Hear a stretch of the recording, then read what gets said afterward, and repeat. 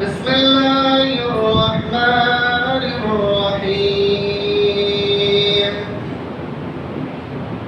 يا أيها الذين آمنوا اتقوا الله حق تقاته ولا تموتن إلا وأنتم مسلمون. يا أيها الناس اتقوا ربكم الذي خلقكم من نفس واحدة وخلق منها زوجها وبث منهما رجالا كثيرا ونساء واتقوا الله الذي تساءلون به والأرحام إن الله كان عليكم رقيبا. يا أيها الذين آمنوا اتقوا الله وقولوا قولا سديدا يصلح لكم أعمالكم ويغفر لكم ذنوبكم ومن يطع الله ورسوله فقد فاز فوزا عظيما. وقال الله تبارك وتعالى في كلامه المجيد: أعوذ بالله من الشيطان الرجيم. فبما رحمة من الله لنت لهم ولو كنت فظا غليظ القلب لانفضوا من حولك فاعف عنهم واستغفر لهم وشاورهم في الأمر فإذا عزمت فتوكل على الله إن الله يحب المتوكلين. رب اشرح لي صدري ويسر لي أمري واحلل عقدة من لساني يفقهوا قولي. رب زدني علما رب زدني علما رب زدني علما. اللهم انفعنا بما علمتنا وعلمنا ما ينفعنا وزدنا علما والحمد لله على كل حال. تمام قسم کی تعریفات اور صفات کبریائی بڑائی بزرگی اس رب ذوالجلال کی دے لائق و زیبا میں جنہوں نے ہم تمام بنی نوع انسانیت کو اشرف المخلوقات بنایا اور ان گنت نعمتوں سے نوازا. بعدہ لاکھوں کروڑوں درود و سلام ہو تمام انبیاء علیہم السلام پر، خصوصاً اس ہستی اقدس و مقدس پر جن کے نام اسم گرامی جناب محمد اکرم صلی اللہ علیہ وسلم تھے، جن پر لاکھوں کروڑوں درود و سلام ہو. اللهم صل على محمد وعلى آل محمد كما صليت على إبراهيم وعلى آل إبراهيم إنك حميد مجيد. اللهم بارك على محمد وعلى آل محمد كما باركت على إبراهيم وعلى آل إبراهيم إنك حميد مجيد.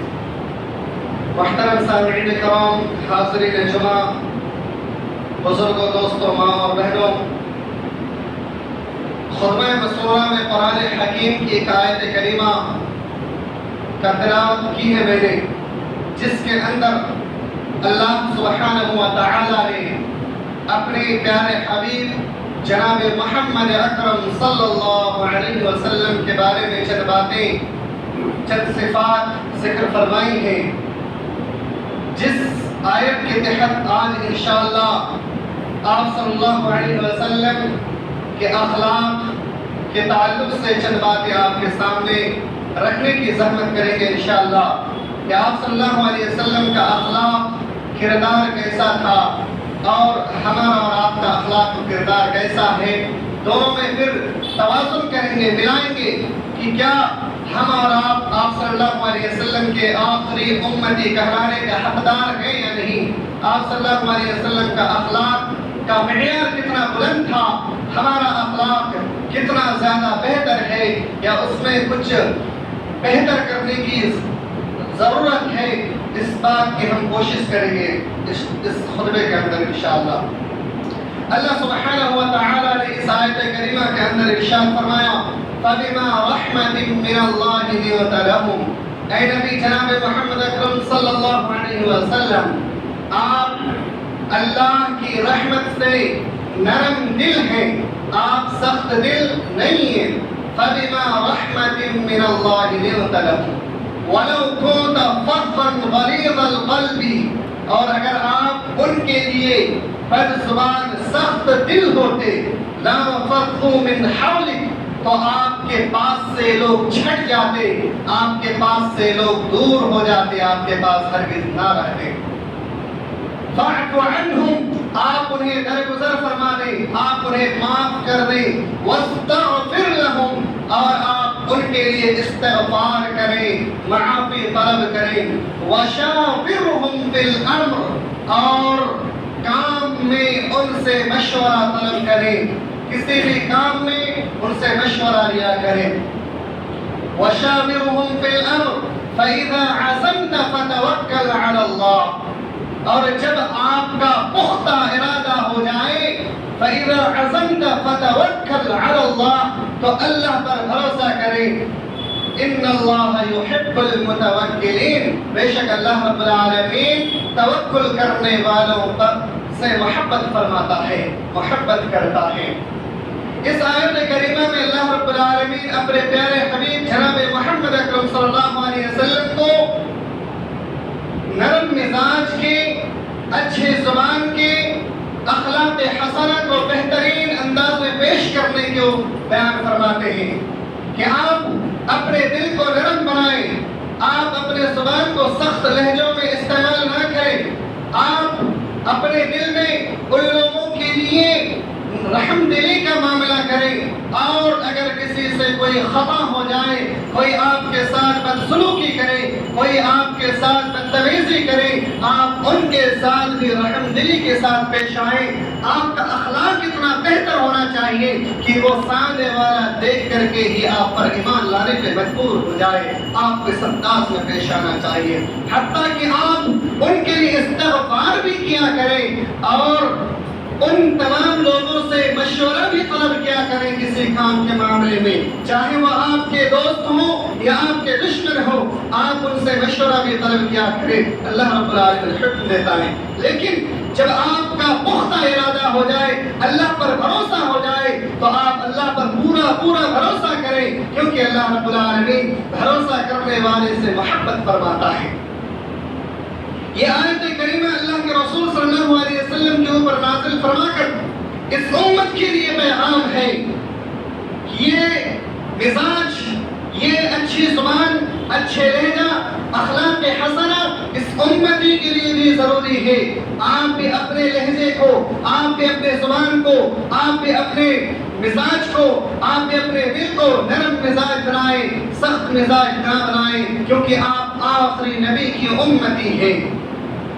آپ کو معلوم ہوگا کہ اللہ کے رسول صلی اللہ علیہ وسلم کو کس طریقے سے ستایا گیا، نہ جانے کن کن مصیبتوں کا سامنا کرنا پڑا، لیکن تاریخ شاہد ہے کہ کبھی بھی کسی بھی ایک بھی موقع پہ اللہ کے رسول صلی اللہ علیہ وسلم نے پلٹ کر بات نہیں کیا، جبکہ آپ صلی اللہ علیہ وسلم کو طرح طرح سے ستایا گیا، آپ کو مارا گیا، آپ کو پیٹا گیا، آپ کو گھر سے بے گھر کیا گیا، آپ کو بال بچوں سے، اپنے خاندان سے، رشتہ داروں سے، آپ کو اپنے گھر سے، آپ کو اپنی بستی سے نکال دیا گیا، لیکن آپ نے ان سے بدلہ نہیں لیا، حتیٰ کہ جب فتح مکہ کا وقت آیا تو آپ صلی اللہ علیہ وسلم نے تمام لوگوں کو معاف فرما دیا، فرمایا آج معاف کرنے کا دن ہے، آج معاف کرنے کا دن ہے، جاؤ ہم نے ساری خطائیں تمہاری معاف کر دی، تم نے جتنا ظلم کرنی تھی تم نے کر لی، آج ہم نے تمہیں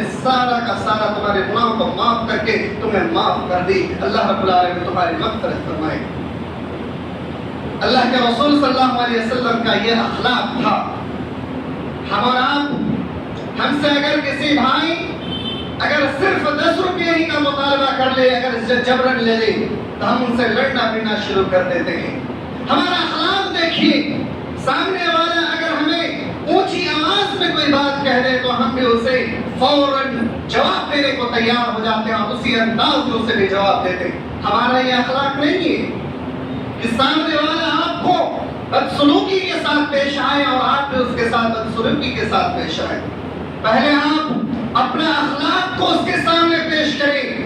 जब वो आपको ऐलान जंग कर दे तब फिर जाकर के आप उनसे जंग लड़ सकते हैं। नहीं तो आपके लिए इजाजत नहीं कि आप पहले ही आप उनसे बात करने से पहले, नरम मिजाजी दिखाने से पहले आप उनके साथ बदसलूकी पे उतर आए। ऐसा आपके लिए जायज नहीं है। अल्लाह के रसूल सल्लल्लाहु अलैहि वसल्लम को यहूदी लोग गालियां दिया करते थे, लेकिन आप सल्लल्लाहु अलैहि वसल्लम खामोश थे। अम्मा आयशा रज़ियल्लाहु तआला अन्हा गाली को सुनने के बाद पलट करके डबल गाली दे देती है। आप सल्लल्लाहु अलैहि वसल्लम फरमाते हैं, अरे आयशा, तूने एक गाली ज्यादा उसे क्यों दी? ये तुम्हारे लिए इजाजत नहीं है कि तुम उसे एक अल्फाज ज्यादा बोल करके उसे गाली दो। आप सल्लल्लाहु अलैहि वसल्लम इस्लाह फरमाते हैं, जितना उसने गाली दी अगर तुम उतना ही उसे दे सकती तो दे सकती हो, नहीं तो तुम्हारे लिए यही बेहतर है तुम उसे दरगुजर फरमा दो और उनके लिए इस्तिग़फ़ार तलब करो, अल्लाह उन्हें हिदायत अता फरमाए। ये इस नबी की रहमदिली और अच्छे अखलाक हसना की पहचान है। आप सल्लल्लाहु अलैहि वसल्लम बाज़ दफा मायूस हो जाते थे, आप सल्लल्लाहु अलैहि वसल्लम परेशान हाल होते थे। अल्लाह रब्बुल आलमीन कुरान हकीम में आयत नाज़िल फरमाकर आप सल्लल्लाहु अलैहि वसल्लम की हिम्मत को बुलंद किया करते थे, मुसलमानों की हिम्मत को बुलंद किया करते थे। अल्लाह रब्बुल आलमीन आयत करीमा नाज़िल फरमाया, फस्बिर कमा सबरा उलुल अज़्म मिनर रुसुल। ऐ नबी सल्लल्लाहु अलैहि वसल्लम, आप भी सब्र करें जैसा कि आपसे पहले उलुल अज़्म रसूलों ने सब्र किया। आपको मालूम होगा बड़े बड़े जो अंबिया कराम हैं, जब उनको तकलीफें दी गई, जब उनको किसी मुसीबत को आ पहुंची तो उनके घर वालों ने उसे दूर कर दिया, खानदान ने उससे दूर कर दिया, रिश्तेदारों ने उनसे अलग थलग होना शुरू कर दिया, सारे के सारे छट गए, लेकिन उन लोगों ने सब्र किया। आपको मालूम होगा हजरत इब्राहिम अलैहिस्सलाम को बचपने से लेकर के बुढ़ापे की उम्र तक आजमाइश में मुब्तला किया गया, लेकिन कभी भी उफ तक अपने अल्फाज से ना निकाले। बचपने में घर वालों ने आग में जलाने की कोशिश की, आग में डाल दिया, लेकिन अल्लाह पर भरोसा किया कि हरगिज नहीं, मैं अल्लाह पर भरोसा करता हूँ। अल्लाह ने आग से भी बचा लिया। हजरत अय्यूब अलैहिस्सलाम को आप देखें, अय्यूब अलैहिस्सलाम को अल्लाह रब्बुल आलमीन ने कितनी बड़ी आजमाइश से गुजारा।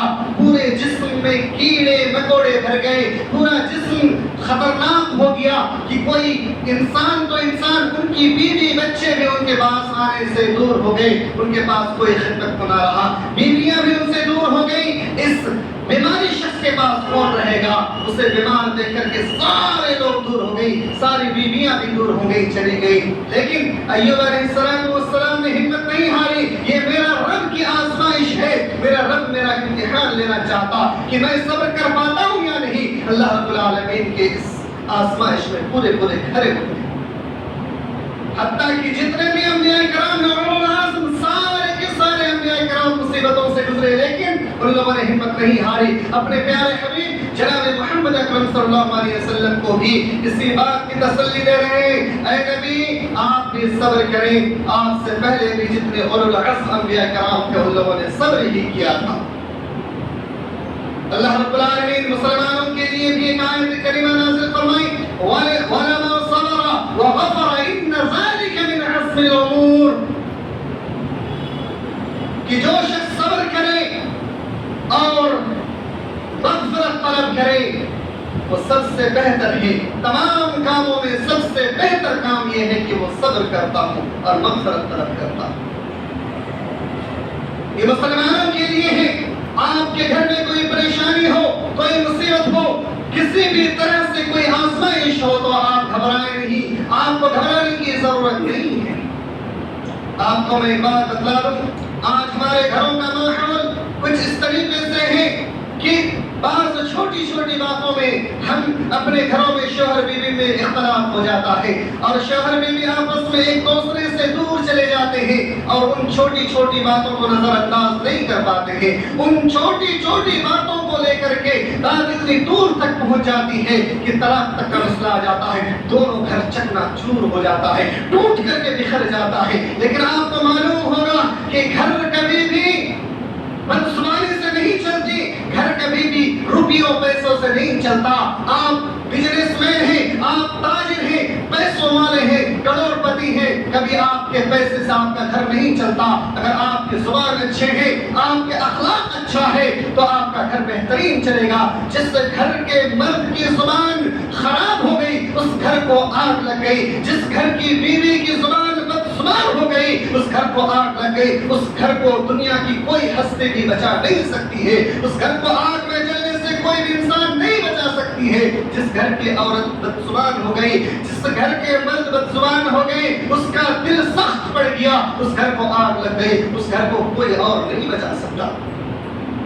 آپ امت محمدیہ ہیں, آپ اپنے زبان کو کنٹرول کریں, آپ اپنے دل کو نرم بنائیں. چھوٹی چھوٹی باتیں ہوں, اس میں اگر کوئی اختلاف ہو جائے تو پہلے آپ کی غلطی ہو یا نہ ہو آپ بھی اپنی بیوی سے معافی طلب کریں. آپ کی بیوی سے اگر کوئی غلطی ہو جائے تو بیوی کو بھی چاہیے کہ وہ بھی آپ سے معافی مانگ لے, چونکہ معاف کرنے والے سے زیادہ معافی مانگنے والا زیادہ بہتر ہوتا ہے. معافی مانگنے والے سے معاف کرنے والا زیادہ بہتر ہوتا ہے. اسی لیے آپ بھی معاف کر دیں اور اپنا گھر کو بہتر بنائیں.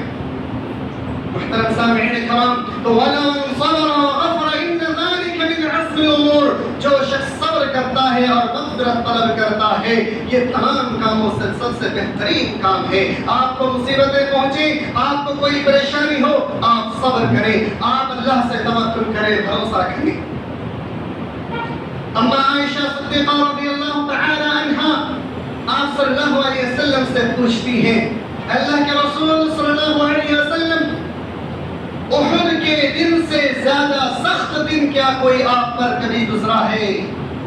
حضور اکرم صلی اللہ علیہ وسلم فرماتے ہیں, اے عائشہ, میری زندگی میں احد سے بھی بڑا خطرناک دن تمہارے خاندان قریش والوں کی وجہ سے مجھے پہنچا, عقبہ کا دن. جب میں عقبہ اس کے بادشاہ کے پاس پہنچا اسلام کی دعوت و تبلیغ کے لیے, تو انہوں نے اسلام کو ماننے کے بجائے اس کا انکار کر دیا, اسے ٹھکرا دیا, اور پھر بدماشوں کو میرے پیچھے لگا دیا, اور راستے بھر میں میں چلتا جاتا آگے آگے پیچھے پیچھے. راستے میں وہ شریر, وہ بدماش قسم کے لوگ, وہ بدتمیز قسم کے لوگ آپ صلی اللہ علیہ وسلم کے پیروں میں پتھریں مار مار کر کے لہو لہان کر دیا, حتیٰ کہ راستے میں جا کر کے آپ صلی اللہ علیہ وسلم بے ہوش ہو کے گر پڑے. اچانک جب ہوش آیا آپ صلی اللہ علیہ وسلم اپنی نگاہ آسمان کی طرف اٹھاتے ہیں, دیکھتے ہیں کہ ایک بادل کا سایہ, بادل کا ٹکڑا آپ صلی اللہ علیہ وسلم کے سر کے اوپر ہے جو آپ کو سائے میں لیے ہوئے ہیں, اور دوسری طرف حضرت جبریل امین آپ کے پاس موجود ہیں. پھر جبریل امین کہتے ہیں, اے پیارے حبیب جناب محمد اکرم صلی اللہ علیہ وسلم, آپ اگر اجازت دیں تو اللہ رب العالمین پہاڑوں کے فرشتوں کو بھی آپ کے پاس بھیجا ہے, وہ بھی آپ کی بات کو سن رہے ہیں. اگر آپ اجازت دیں تو یہ پہاڑ کے فرشتے ان دونوں پہاڑ والیوں کے لیے جو آپ حکم دیں گے وہ کر گزریں گے. آپ صلی اللہ علیہ وسلم خاموش ہوتے ہیں, ادھر سے پہاڑ کے فرشتے سلام کرتے ہیں, السلام علیکم یا محمد. آپ صلی اللہ علیہ وسلم اس کا جواب دیتے ہیں, پھر عرض کرتے ہیں, اے نبی صلی اللہ علیہ وسلم, اگر آپ اجازت دیں تو ان دونوں پہاڑیوں کے پیچھے میں سے کچل دیں یا پہاڑ اٹھا کر اس بستی کو اوپر ڈال دیں. لیکن آپ صلی اللہ علیہ وسلم کی نرم مزاجی تو دیکھیں, آپ صلی اللہ علیہ وسلم کی اس امت کے لیے درد تو دیکھیں. جس لوگوں نے آپ صلی اللہ علیہ وسلم کو مار مار کے لہو لہان کیا, انہی لوگوں کے لیے آپ صلی اللہ علیہ وسلم فرماتے ہیں, اے جبریل امین, اے پہاڑوں کے فرشتے, مجھے بھروسہ ہے, مجھے امید ہے, اسی قوم سے ایسی نسلیں پیدا ہوں گی جو کل ہو کر کے اسلام کو آگے پھیلانے کی کام کریں گے. سبحان اللہ. آپ صلی اللہ علیہ وسلم نے مار کھانے کے بعد, پتھروں سے لہو لہان ہونے کے بعد, بے ہوش ہونے کے بعد پھر بھی ان لوگوں سے بدلہ نہیں کیا. یہ ہمارے پیارے نبی جناب محمد اکرم صلی اللہ علیہ وسلم کا اخلاق تھا. میرے بھائیوں, ذرا غور کیجیے, ہمارے معاشرے میں کتنا تباہ کن ہمارا معاشرہ ہو چکا ہے, کتنا ہماری زبانیں خطرناک ہو چکی ہیں, ہمارا دل کتنا زیادہ سخت ہو چکا ہے.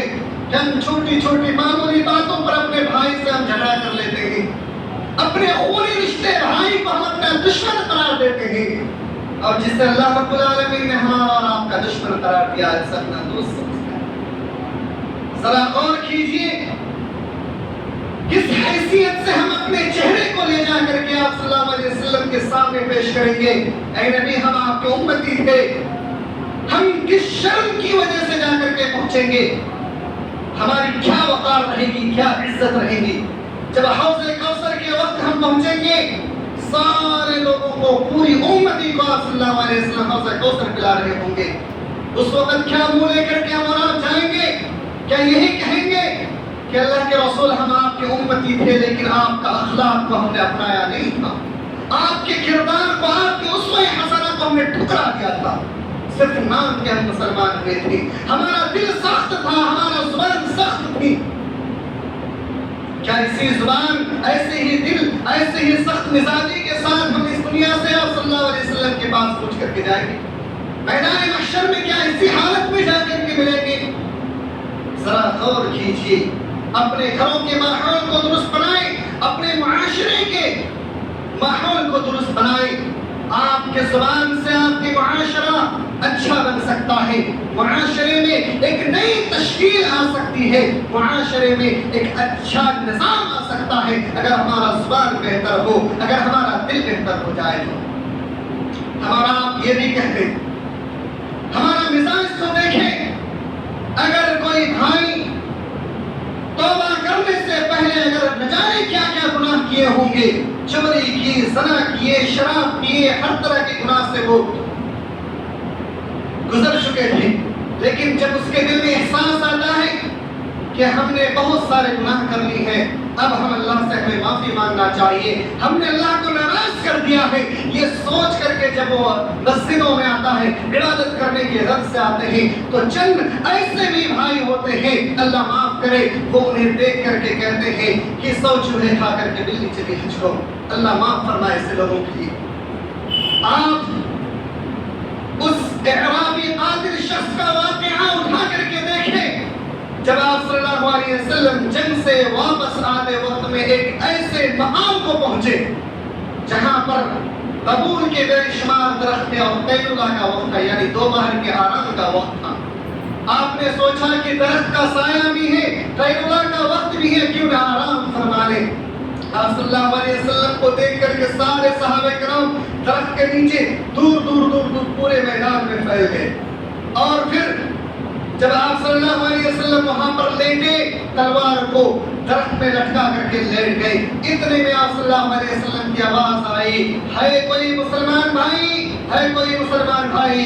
لیکن جب آپ صلی اللہ علیہ وسلم کی آواز دوسرے مسلمانوں تک پہنچی تو دیکھا ایک بدوی قسم کے انسان تلوار لے کر کے آپ صلی اللہ علیہ وسلم کے سامنے کھڑا ہے، آپ صلی اللہ علیہ وسلم سے کہہ رہا ہے، یا محمد بتا تجھے آج کون بچا سکتا ہے؟